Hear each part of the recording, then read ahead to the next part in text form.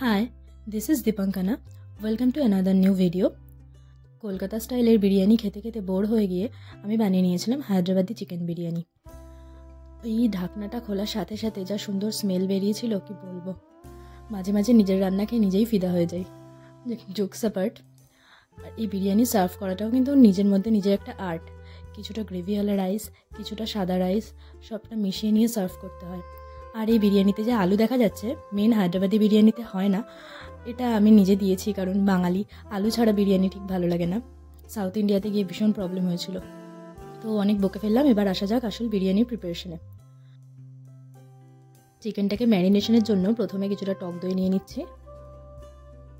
তারপরে তার মধ্যে আগের থেকেই আমি পেঁয়াজ ভেজে বেরেস্তা বানিয়ে রেখেছিলাম, সেই পেঁয়াজ কিছুটা দিয়ে দিলাম। তারপরে 4 টেবিল স্পুন মতন আদা রসুন বাটা,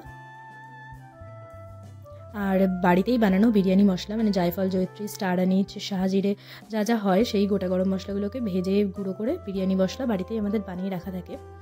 তারপরে জিরের গুঁড়ো, ধনের গুঁড়ো, শুকনো লঙ্কা গুঁড়ো, আর 4টে কাঁচা লঙ্কা কুচিয়ে দিয়েছি,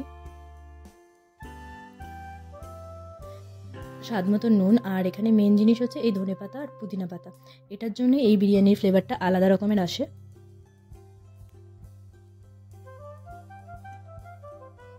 এগুলোকে দিয়ে আমি এই পুরোটাকে খুব ভালোভাবে মিক্স করে নেব। তারপরে এর মধ্যে যেই তেলটাতে পেঁয়াজ ভেজেছিলাম সেই তেলটা 2 হাতা মতন দিয়ে দিয়েছি। তারপরে এর মধ্যে অ্যাড করে নিলাম হলুদ গুঁড়ো আর কাশ্মীরি লঙ্কার গুঁড়ো, একটু কালার আসার জন্য। তারপরে চিকেনটাকে এর মধ্যে দিয়ে ভালো করে মাখিয়ে নিয়ে 2 থেকে 3 ঘন্টার জন্য ম্যারিনেশনে রেখে দেবো। যত সময় বেশি ম্যারিনেট করা যাবে তত ভালো হয়। চাইলে ওভারনাইটও রাখা যায়, আমার কাছে অত সময় ছিল না, আমি 2 ঘন্টা রেখেছিলাম। তারপরে একটা গ্লাসের মধ্যে দুধ নিয়ে তার মধ্যে কেশর গুলে রেখে দেবো।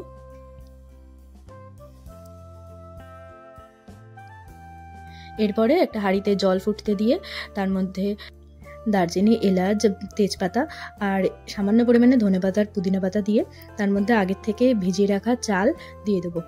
চালটা 2 থেকে 3 মিনিট ফোটার পরে যখন একটু 30% মতো কুক হয়ে যাবে, কিছুটা পরিমাণে চাল তুলে রেখে দিতে হবে। এটা যখন বিরিয়ানিটা করব তখন প্রথম লেয়ারে এই চালটা দিতে হবে, তার পরেরটা পুরোপুরি ভাত যেমন করতে হয় তেমনই করতে হবে। আর এই বিরিয়ানির মেনলি কাচ্চি বিরিয়ানি হয়, কিন্তু কাঁচা মাংস আমার ঠিক পোষাচ্ছিল না, তার জন্য আমি চিকেনটাকে একটুখানি কষিয়ে নিয়েছি। আমি এখানে কোনো রকম এক্সট্রা জল ইউজ করিনি, চিকেন থেকে যে জল ছেড়েছে তার জন্যই এতটা গ্রেভি হয়ে গেছে। তো প্রথমে আমি এই হাঁড়িটাতে একটু ঘি ব্রাশ করে নিয়েছি।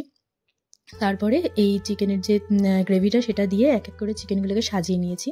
আর এক্সট্রা এখানে আমি আর কোনো ঘি দিইনি, যেটুকু ব্রাশ করেছি ওইটুকুই। তারপরে যে প্রথমে যে হালকা রান্না করা চাল সেটাকে দিয়ে দিলাম।